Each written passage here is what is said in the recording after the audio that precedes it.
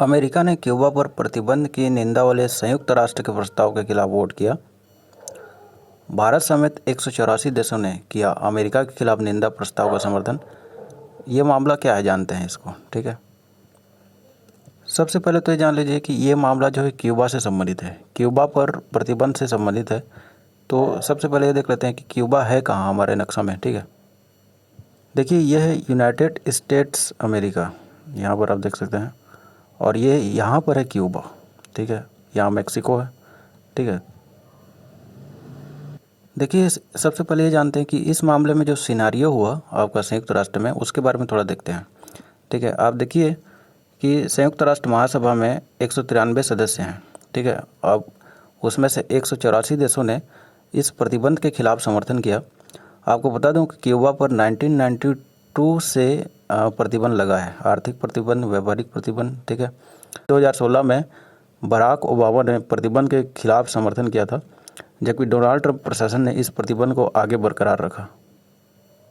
अब सवाल है कि क्या भारत ने इस प्रतिबंध का समर्थन किया, जबकि भारत का तो संबंध अच्छा है अमेरिका के साथ, आप जानते हैं, ठीक है।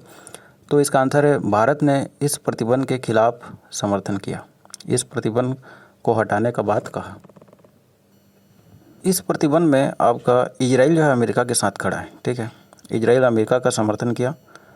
देखिए इसमें जब वोटिंग हुआ तो ब्राज़ील, लीबिया और यूक्रेन, इसने जो है वोट नहीं किया, वोटिंग में शामिल नहीं हुआ, ठीक है। 4 देश वोट नहीं किए, ठीक है, यानी कि अमेरिका के खिलाफ वोट नहीं किए।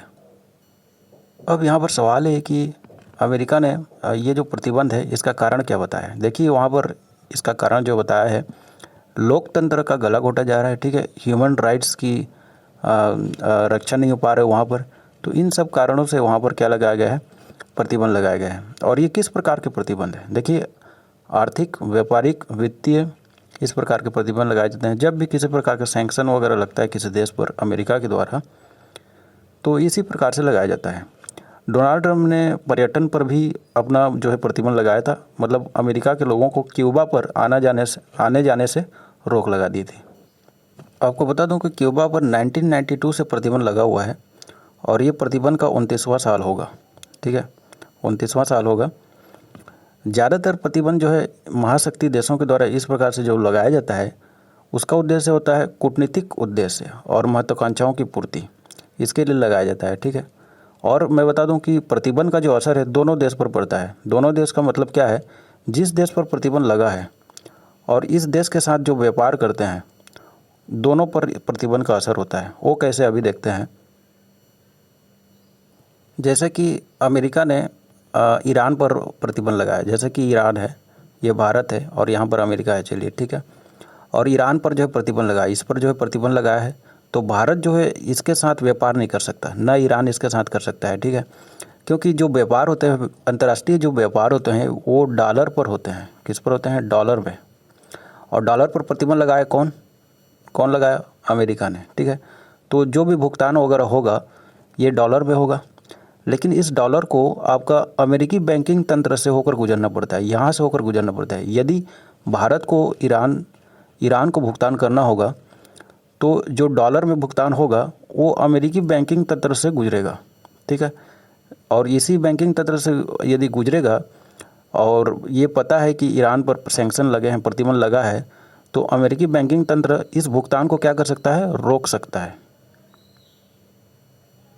कहने का मतलब अमेरिकी बैंकिंग तंत्र जो है निगरानी रखता है जिन देशों पर जो है सैंक्शन लगा है, प्रतिबंध लगा है उन पर, कि वो कौन से देश के साथ व्यापार कर रहे हैं, ठीक है। और यदि व्यापार हो रहा है डॉलर में, अंतर्राष्ट्रीय बाजार में जो डॉलर में होता है, यदि व्यापार हो रहा है तो फिर उसके बाद क्या करते हैं, जो लेन देन है, जो भुगतान है, उस पर क्या लगा देते हैं, रोक लगा देते हैं।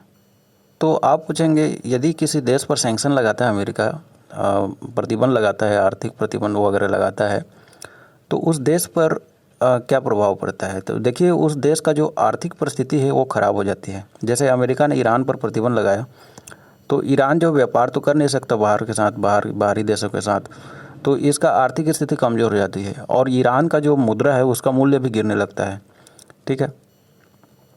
मतलब उस देश की मुद्रा का मूल्य जो है गिरने लगता है।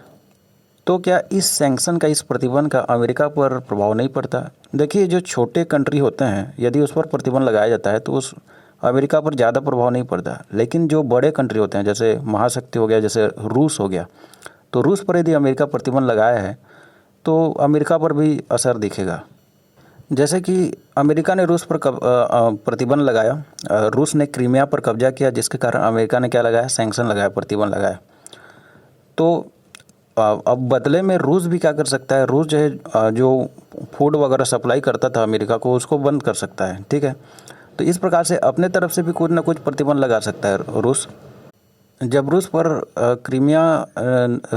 ने क्रीमिया पर कब्जा किया तो अमेरिका के साथ में जो पश्चिमी देश हैं उन्होंने प्रतिबंध लगाया।